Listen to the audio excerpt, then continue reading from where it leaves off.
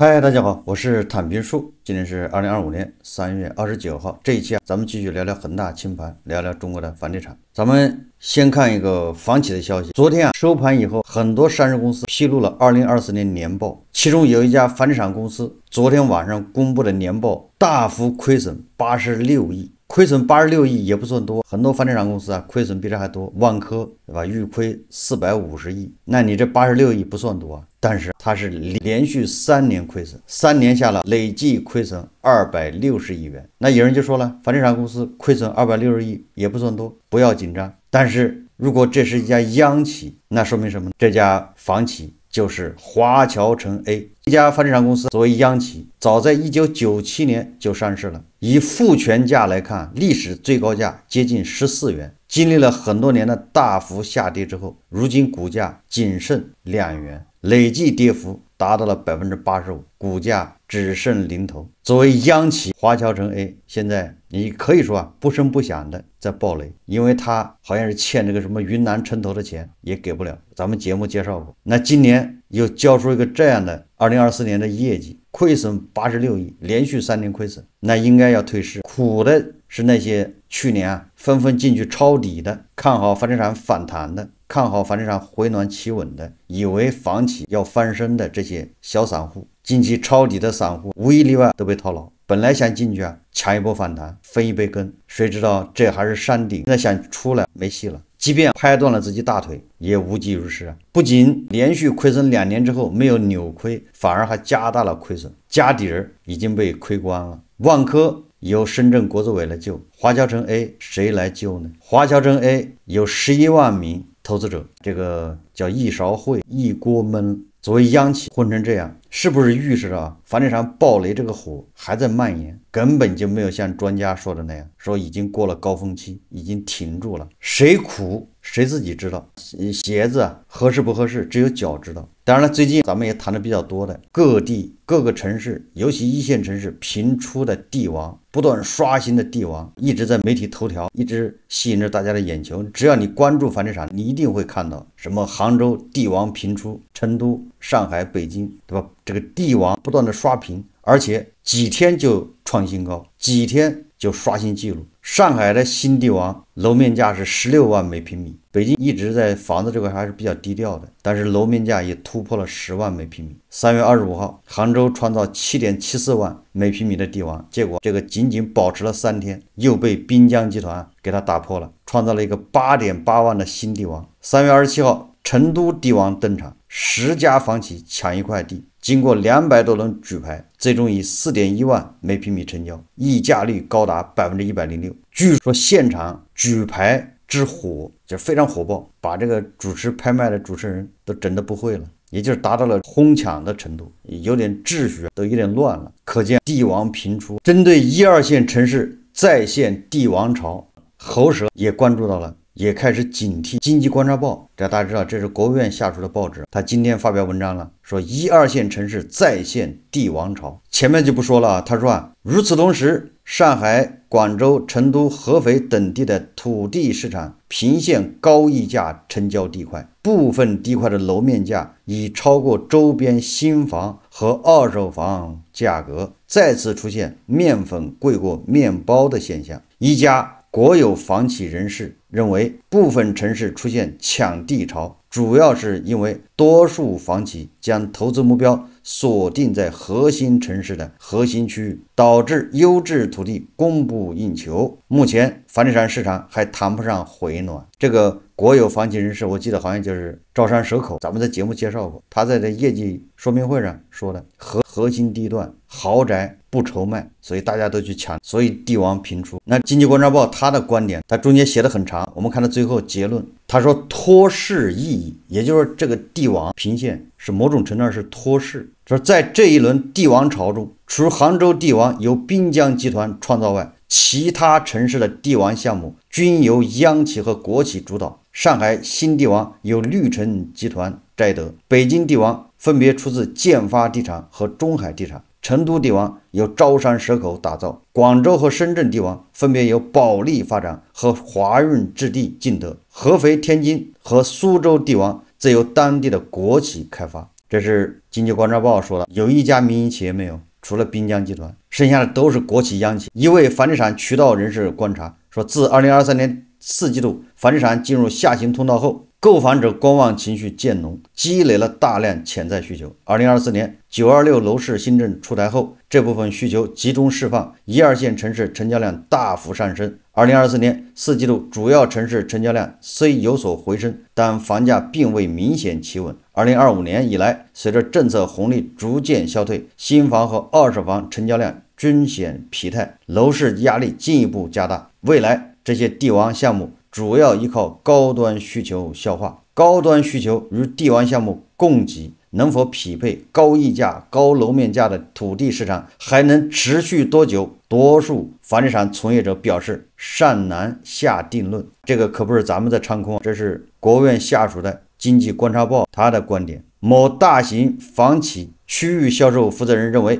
，4月底后5月初楼市表现至关重要。目前市场普遍期待政府出台新政，以提振信心和预期。你看，楼市已经回暖，已经止跌回暖，为什么还要出台救市措施呢？现在地王频出，说明这个楼市已经过火，怎么还要救呢？说不通。在他看来，地王项目虽有楼市成交量上升、好房子预期等因素支撑，但更大意义在于托市。你看，这是房地产业内人士说的，也就是地王频出原来是为了托市，就像游资暴拉某只概念股那个龙头一样，即通过土地市场提升房地产市场信心和预期，为后续楼市新政出台营造气氛、奠定基础。具体到各项目，不同城市情况各异。上海、杭州等长三角核心城市经济发展水平高，产业发达，一直是房企的业绩粮仓。核心区域地块尤其不愁销售。相较之下，北京市场更为复杂，树村地块和朱房村地块位于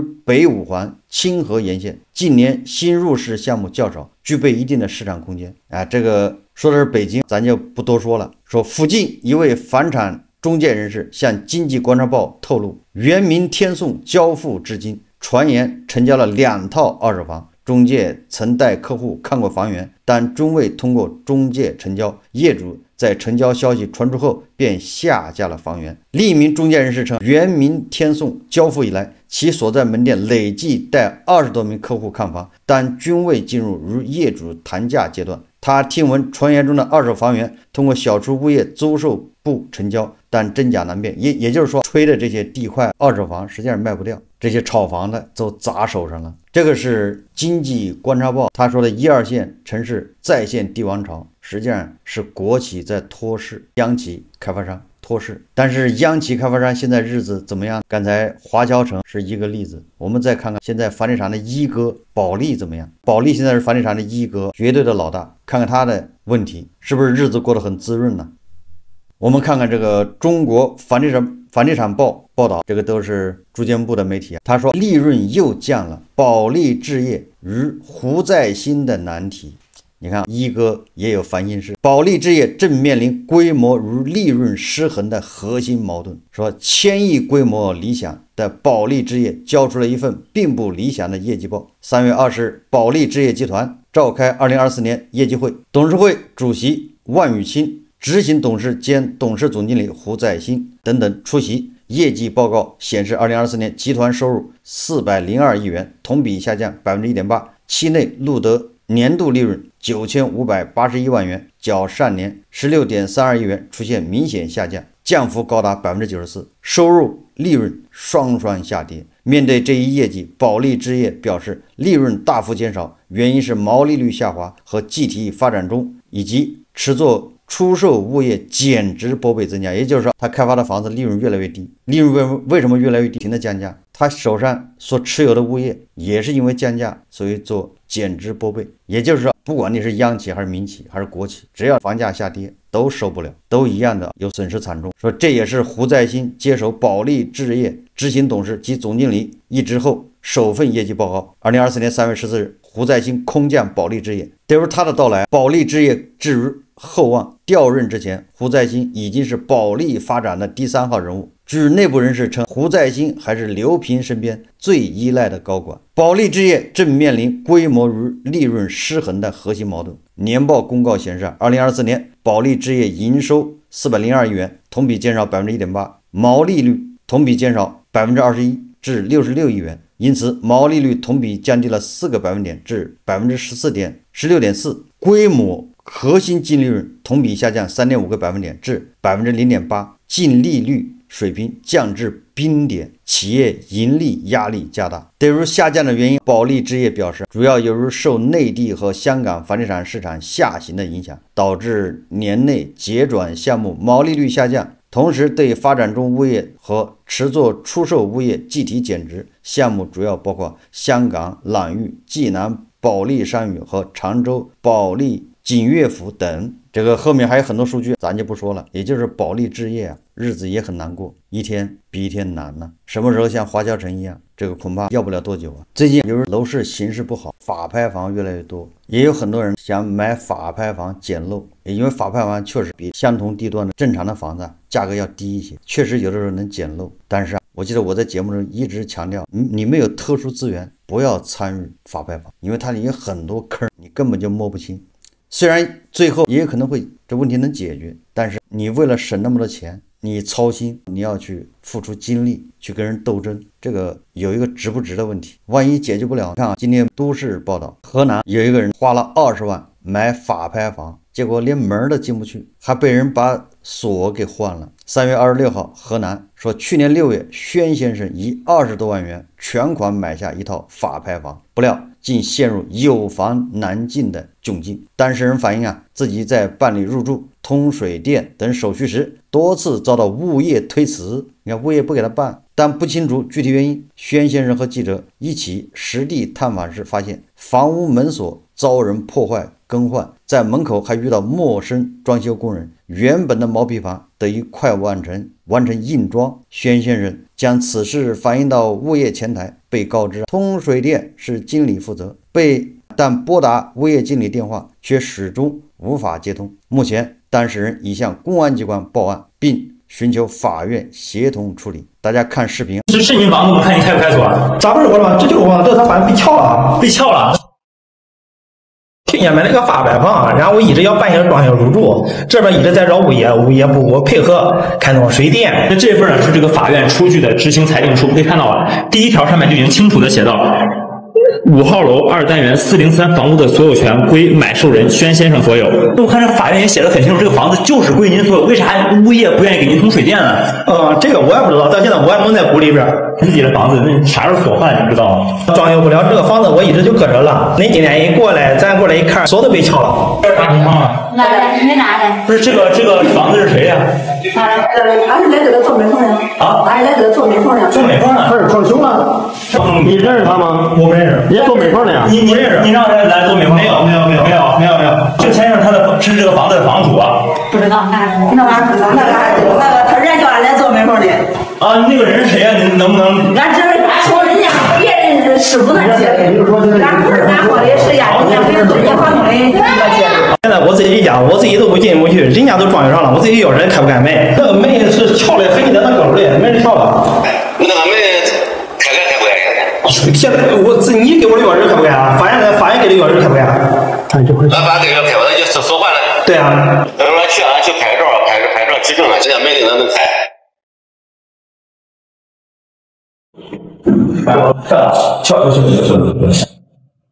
在法院工作人员的陪同和记录下呢，你也终于进到这个房子里面了。水电、地砖，还有这个石膏线，全部都是新弄的。对，都是新弄的。当时到你手里不是这样的。当时到我手里是个毛坯房，这个东西都是在你拍下来之后，然后新装上的。是的。他这装，然后是回去，他会找要推荐的。那你说他不要钱，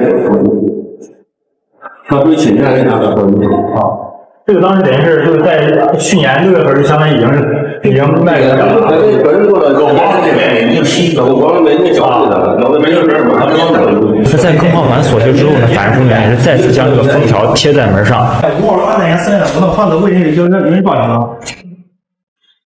人装修盖了没有开通水电咋整？那不可能，你不可能，咱咋能装修上？现在我自己一个原来是啥东西都在这装不了，他咋通水电？经过司法审问，公开网证明的，应该这样，但是房子对3个人房子。刚才都看了，没这一户。有这一户。不是，有办水电厂没这一户。说让通水电，为啥一直没给俺通水电？刚才跟你说了，你既然俩说通水电，俺通不了水电。既然这你这个是谁负责的呢？俺是经理。你现在说那一户电你给接没有？杨那没有。你确定没接是吧？对，得叫你上那个物业里边去。阳光盆是吧？您拨打的号码暂时无人接听。您好，您拨打的电话关机。整一下午呀，法院的人也来了，派出所的民警也来了，但是这个物业公司的负责人呢，却是迟迟不愿露面。那无论是谁和他联系呢，也都是联系不上。我把问题给那个公安局还有那个法院都反馈了，他们听到意见会帮我处理一下。我们也想提醒这位撬锁装修的人啊，你这个行为啊是一种违法行为。我们也希望你呢能够在看到这条节目之后呢，和先生联系解释。你看看，你说你买个发牌房，你遭遇这些事情，你闹心不闹心？如果说警方或者法院把那部分你处理了，他还好；如果处理不了，扯皮这么拖下去，关键看你耗不起。毕竟这样的坑非常多。昨天回信老师啊，他发了一个关于教育公平的这么一个微博，我也做了评论。我在那评论里面举例说明，北京为什么这个好像升学容易一点，考大学啊，这个好像大家都有这个印象吗？北京人考大学非常容易，那卷子都是单独一套。我说主要是因为北京高房价导致的，就是你在北京，你想承受高考容易，你享受容易，这个叫红利，实际上你承担了高房价。反过来说，就是因为你承担了高房价，所以你才有这个红利。然后我看就有一些人表示反对，我不太清楚他反对的理由，也说不清楚，给我感觉模模糊糊的那种追求绝对公平。大概这个就是家头老师的徒子徒孙。有人说你北京有那么多高校，比如清华北大，都是国家投了那么多钱，你北京人当然占便宜，这个实际上是非常错误的。就是这些人他是张口就来，实际上这都是一种误解。实际情况是北京的居民普通人也是苦不堪言。为什么苦不堪言？北京的房价太高，导致北京的高校多，高校师资力量强，高校教育资源多，这都跟房价有关系。为什么？其实你动动脑筋就知道了。首先一个清华为例，清华它2024年它整个学校的收入好像就是400亿，咱们只说大概的说，它这个400亿大概12%，就不到50亿是来自于中央拨款。教育部它北京的高校分部属，就是由国家直属的，教育部的，有北京市的，北京市属高校，就很多人连这个概念都分不清，上来我反对，你说的不对，你显得很傻，你脑子好像没发育好。这个部属高校，清华北大也是，北师大是吧？北京理工等等，这都是或者叫国家直属的，那由国家拨款。但是清华大概12%的收入是国家拨款，剩下的88%来自于哪儿呢？来自于学校自己的收入，比如校企合作，学校跟企业合作，来自于什么委培，替别人定向培养，还来自于什么？学校还有上市公司，清华大学下面多少家上市公司啊？校办企业，也就是清华大学一年400亿收入，有不到50亿是国家拨款，是剩下的350亿都是自己创收。那自己创收就跟当地的经济水平有关系，不能说100%的关系，那肯定是受你那个地方经济越发达，你创收的水平就越高，这是第一个。所以大家先把概念搞清楚，同时你还要知道一个数字，就是清华每年招多少应届生，全国也招多少啊？好几千吧。但是他在北京招不到200个，也就是北京的学生考清华也是脑袋都要挤破，无非比云南、比西藏要高一些。他并没有特别倾向说你北京招他4000个，招他1万个，没有，也就招100多个，不到200。你记住了，那北京为什么说考大学感觉容易呢？北京的孩子好像一考就能考上，那是因为北京有好多市属高校，北京市的，你比如说首都师范大学，你比如说什么首都什么经贸大学，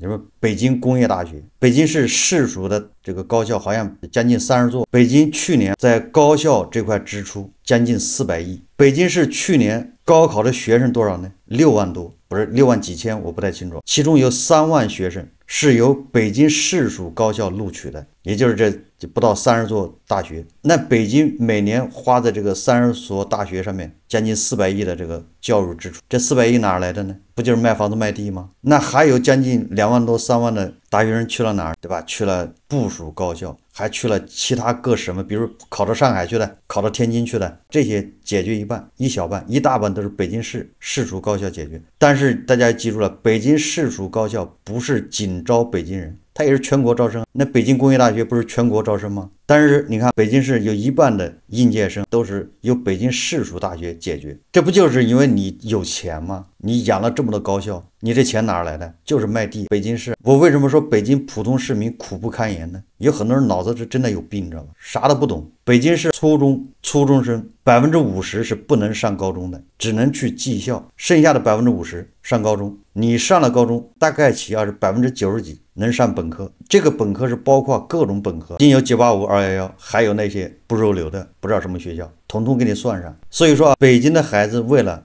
能考上高中，那就是玩命。这个高中、初中升高中，它控制是50%，这个50%不是按学校控制，也不是按区控制，对吧？当然区肯定也有一些倾斜，有一些保护，但是总体上还是全市范围内进行这个比拼。总体上你应该体现出全市大排名，你排在50%以下的，你就只能上技校。那你记住了，你说顺义，你说通州，你说梵山，你说密云，那些偏远地区那些初中，你说它教学质量怎么样？你就以顺义为例，顺义城区县城里面什么2中、什么4中和什么上面那个镇中学，你说哪个教育质量好一点？你在那个镇中学上学，那恐怕那一个镇那个中学90%人都上不了高中，能上高中的只有10%，那就会导致什么？导致那些家长他没有办法，他必须到县城去买房，要么就到市里面买房，就得承受这10万1平米的房价，要么你孩子就上技校，他被逼的。北京有很多家长都这样，不要一说北京都是海淀，都是西城，都是名校，不是这样子的。海淀的初中升高中恐怕是80%，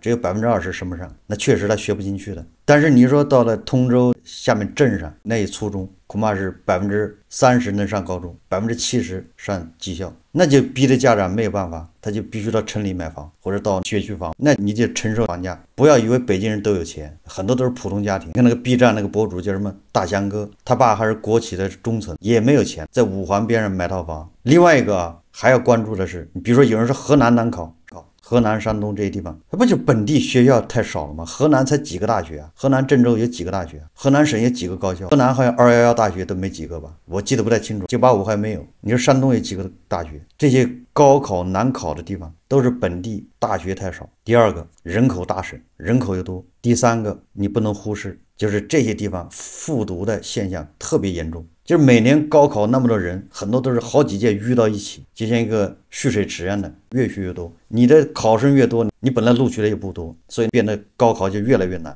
北京复读现象非常少，因为它初中就给你分流掉了，高中你不需要复读，你只要是愿意上，反正一个普通大学你能上的，什么北京联合技术大学，反正也不知道干啥的，反正也是大学，你上去就类似这不3本什么你别挑。所以你看这个复读的现象，不管是北京还是上海、天津，都跟北京差不多。上海高考录取率也很高，天津更高，都是因为它当地高校太多。当地的高校除了那么几个出名的是部委直属的，剩下的都是地方政府掏钱。然后大家还要注意一个，你要抬杠的，你想象一下，你把清华搬到兰州去，会是什么一个场景？如果你想不明白，你再看看兰州有个985大学叫兰州大学，现在是越办越好还是越办人越少？老师都跑到杭州去了，兰州大学老师都往浙江跑，能进浙大是最好的，进不了浙大，在杭州随便找个学校，反正工资高得多。为什么？这还不就是你当地没钱，没有办法支持兰州大学发展？为什么没钱？你房子卖不掉，地卖不上价格。浙大为什么老师待遇好？反正浙江省有钱，卖地的补贴他。你再举个例子，中国科技大学，我不知道大家对中国科技大学怎么看呢？在合肥，它是蒸蒸日上，一年比一年好，还是说跟清华北大距离越拉越远？如果你认为中国科技大挺好的，现在照样跟这个北大清华是齐名的，那你的观点你的标准不一样。在我看来，中国科技大和清华北大是他们距离是越拉越远。以前都是4大名校排第3，现在中间复旦、浙大越差越多，原因不就是钱吗？你没有钱，你对着学校硬件、软件投入，老师工资你都跟不上，好老师都跑了，那不就是你地方的卖地卖不过人家吗？你财政收入少，如果你这个地方卖地卖得好，价格高，那谁承担啊？不就是韭菜买房的韭菜承担了这一切吗？所以我说的这个观点是没毛病。如果你想不明白，自己好好想想去。不要说中国，全世界都这样，从来没有说哪个全球知名的大学说建在一个不知名的小镇上，或者建在一个什么山谷里面，那地方交通不发达，没听说过。那些知名大学所在的城市，那房价绝对不便宜，这有什么好争的？所以有些人脑子就是有病，一说到教育公平，他就认为他必须也应该上清华。你这不从哪儿来的观念啊？只要他没上清华，那就是一日没有体现教育公平，就没有体现教育公平这事情还没解决。那教育公平这事永远解决不了，你还是解决你脑子。所以说你要想上大学，两条路：一玩命考试，玩命学习，小镇做题家，学到极致，这是第一条路。第二条路就是什么？你成为北京人，成为上海人，你去承担高房价，你又不想承担高房价，又自己不愿意努力，或者你还想上清华，或者还想上大学，既要又要，你以为的公平，这叫公平吗？这反而不叫公平。绝大部分北京的孩子，对吧？他们家长承担了高房价，但是他也只上一个不入流的大学，仅此而已。好，这期节目我们就聊到这里，感谢大家收看。如果喜欢我的节目，欢迎订阅、转发，也可以在下方留言评论，谢谢大家。